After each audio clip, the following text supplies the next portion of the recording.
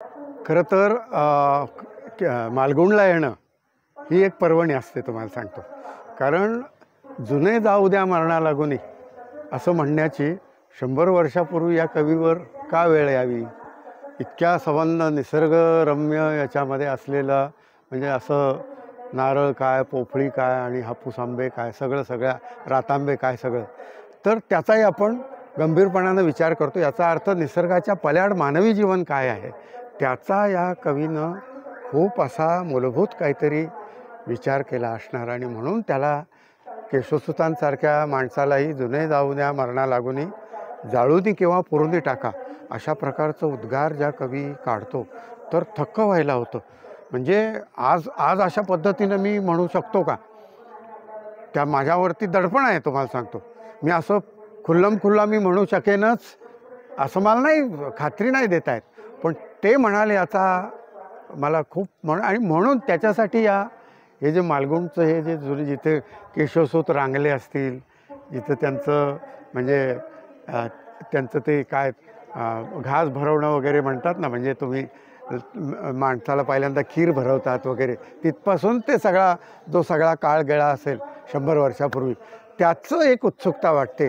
आणि एक कवी, आता मी मगाशी बोलताना देखील सांगितलं की आपण सगळे वाढलो आहे ते ह्या सगळ्या लोकांच्या कवितेवरती वाढलेलं होतं. नैऋत्यचा वारा असो की आणखीन सतारीचे बोल असो, हे सगळ्या कवितांवर आम्ही सगळे पालन पोषण झालेलं.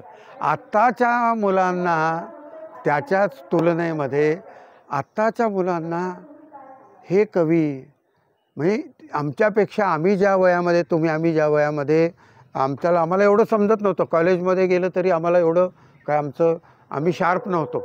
आताची मुलं 5वी 6वीमध्ये इतकी शार्प आहेत, इतकी बुद्धिमान मुलं असतानाही त्यांना या साहित्यिकांबद्दल यांच्याबद्दल का उत्सुकता वाटत नाही, का या अलीकडच्या ओळी त्यांच्या ओठावर जाऊन बसत नाहीत.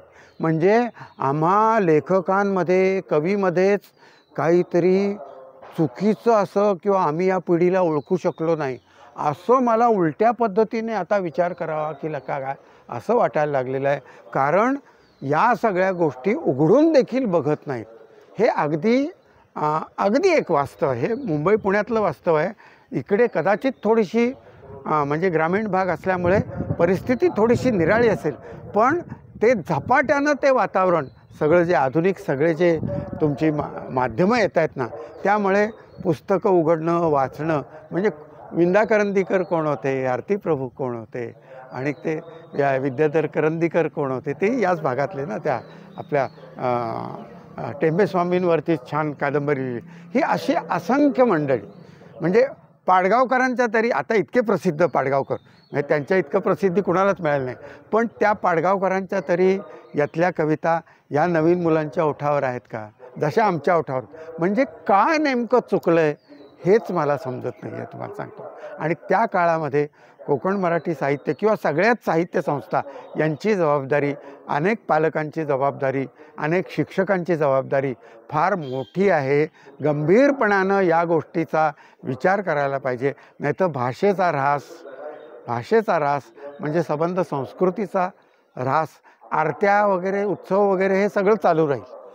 पण जी काही आधुनिकता आहे त्यातले जे नातेसंबंध आहेत ते उलगडून सगळं जे आधुनिक जगापुढचे खरी प्रश्न काय आहेत, खरं वेदना काय आहेत, ती जी काही एखादी स्त्री 8-10 मैल किंवा ते 2 व्हीलर घेऊन ती जाते, सकाळी स्वयंपाक करून जाते, रात्री पुन्हा दमून कुठेतरी येते, म्हणजे ती पावसून रत्नागिरीला जात असेल अपडाऊन करून, तर त्या स्त्रीची काय दुःख आहेत. ती दुःख म्हणजे मी आरत्यांचा अवमान करतो अशातला भाग नाही, ते आपल्या श्रद्धेचाच भाग आहे तो. पण साहित्याचा संबंध हा मानवी नातेसंबंधांशी येतो. त्याच्यामध्ये हे काय सगळं म्हणजे मला हा सह्याद्री आहे ना, त्या सह्याद्रीच्या ती JCB आहे ना, ती सह्याद्रीच्या काळजाला कुठंतरी हात घालते असं मला ओरबाडणं वाटतंय. ते सगळं असं क्रूर. म्हणजे मी काय असं म्हणजे जर 4 पदरी रस्ता झाला तर मी टुणकन 4 तासात 5 तासात मुंबईला पोचणार, याबद्दल वादच नाही आहे. पण असा डोंगर पोखरताना माझं जे कविमन आहे ना, ते मला नाही सहन होतं तुम्हाला सांगतो. असे जे सगळं पोखरणं चाललेलं आहे, तसं आमचं आमचं काहीतरी आतलं काहीतरी पोखरलं जातं या आधुनिकतेमुळं, असं मला कुठेतरी वाटतंय. आणि ते कुठेतरी कवीनं इथनं जाताना इथला काय छान सुंदर देवगड हापूस, रत्नागिरी हापूस किंवा छानपैकी असं याची सोलकडी मिळाली आणि रातांब्यांची जी काय संबंध एखादी लाली असते ती जी काही असते ते सगळं सौंदर्य असं घेऊन न जाता कवीनं माणसांनी अस्वस्थ होऊन घराकडे परतलं पाहिजे असं मला वाटतं. तुम्हाला कवीचा गुणधर्म हा अस्वस्थ असण्याचाच आहे. रात्रंदिना आम्हा युद्धाचा प्रसंग असं त्या तुकोबांनी 350 वर्षापूर्वी म्हटलं. तिथं आमच्यासारख्यांची काय कथा. साहित्यिकातनं वगैरे आज अगदी एका जेवणाला फणसाची भाजी असेल तिची मी टेस्ट घेईन, चव घेईन, हे सगळं मला मान्य. पण माझ्या आत कुठेतरी हे सगळं याच्यामध्ये नक्की याचे नातेसंबंध काय आहेत, याच्या आतमध्ये काय दडलेलं आहे ते साहित्यिकानं त्याचा वेध घेतला पाहिजे. तरच तो साहित्यिक, तरच तो कवी. नाही तर मग काय आपण छान छान वगैरे काय, तुम्ही छान आम्ही छान, सगळं असं छान छान वाटेल असं होईल कुठंतरी. मी हे राजापूरच्या गंगेमध्ये आंघोळ काल करून आल्यानंतर बोलतो. सर, मराठी साहित्याचं जे संवर्धन व्हायला पाहिजे, जे आपण गेल्या अनेक वर्षांपासून अभिजात भाषेचा दर्जा असेल हा विषय गेल्या अनेक वर्षांपासून नुसता चर्चेला जातो, त्याच्यावर ठोस काही उपाययोजना होत नाही. यामध्ये कोण कमी पडते नक्की असं तुम्हाला वाटतं? खरं तर सारखं असं वाटतं की आता नवीन वर्ष आलं, आता 27 फेब्रुवारी हा कुसुमाग्रजांचा मराठी भाषा दिन आला, अमुक आला, या आज घोषणा होईल, उद्या घोषणा होईल, परवा घोषणा होईल. हे सगळं अजून का रखडलं आहे हेच मला कळत नाही. म्हणजे दक्षिणेतल्या काही भाषांना अभिजात भाषेचा दर्जा मिळतो आणि आपल्या भाषेला अनेक त्या कमिटीनं ज्या पद्धतीनं अहवाल सादर केला आहे, आता मिळेल असं पण अजूनही काय मिळत नाही, याबद्दल मला मनात नाराजी आहे खरंच सांगतो या भाषेला. कारण त्यात नाराजी एक तर शासकीय पातळीवर हे असं का देत नाहीत, का दजाभाव आहे बाकीच्या भाषांना देताना या भाषेला का. इतकी प्राचीन जर आमची भाषा आहे, इतके अनेक म्हणजे चामुंडराये करविले असं एक वाक्य केव्हाचं तरी आपल्या शिलालेखावर कुठेतरी त्या कर्नाटकामध्ये कुठेतरी ते मिळालेलं आहे वाक्य. त्याच्याही आधीपासूनचा इतिहास सगळा सादर केलेला आहे. तर का मिळत नाही असं एक मला खरोखर नेहमी वाटत असतं तुम्हाला. तर पण काय करणार, आम्ही वाट पाहतोय. आता आणखीन ही निवडणुका संपल्यावर तरी निदान काहीतरी पदरात पडेल असं वाटतं.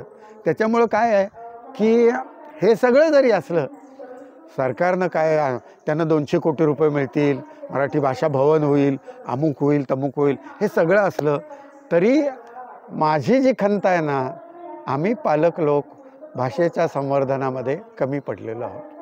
ही आमची जी पिढी आहे ना, आत्ताची जी 40-50तली 50-60तली ती पिढी या भाषेच्या ऱ्हासाला जबाबदार आहे. ती पुढच्या मुलांना मराठी नीट येत नाही याचं कारण तुम्ही आम्ही आहोत ना. ते काय जन्माला येताना कुठलं पुस्तक घेऊन जन्माला येत नाहीत, तुम्ही त्यांना शिकवायचं असतं. आणि परिस्थिती चिंताजनक आहे, याबद्दल माझ्या मनात शंका नाही. तुम्हाला सांगतो, आम्ही खूप काय वगैरे बोलू, भाषा जिवंत राहणारच. हे सगळं आरत्या बिरत्या याच्यातनं अहो ते लॉस एंजेलिस एलेला तुमच्या साईबाबांच्या देवळात आमचा कार्यक्रम, ते म्हणले 6:45ला संपवतो म्हणजे 6:45ला संपल्यानंतर तिथं त्या इतर भाषिक मंडळींनी शरण मजा आला आणि वाया गेला, दाखवा ऐसा कोणी, शिर्डीस ज्याचे लागतील पाय. मराठी बोल त्या 1000, 6, 7, 8,000 मैल अंतरावरती ते मराठी बोल ऐकून तुम्हाला सांगतो मला धन्य वाटलं. पण हे धार्मिकतेच्या किंवा याच्या अंगानं आहे. आमचं जे आधुनिक साहित्य आहे, जे आरती प्रभू जे म्हणतात किंवा विंदा करंदीकर काय म्हणतात, हे सगळे जे आधुनिक सगळे कवी आहेत, ते कवी केव्हा आमचे सगळे लोक पुढची पिढी वाटणार. नाही तर हे सगळं तर पुढचे सगळं मृदंग ताल झांजा टाळ हे सगळं चालूच राहणार आहे. त्याच्याबद्दल मला अभिमानच आहे. कारण भाषा त्याच्यामुळंच तर जिवंत राहिली आत्तापर्यंत.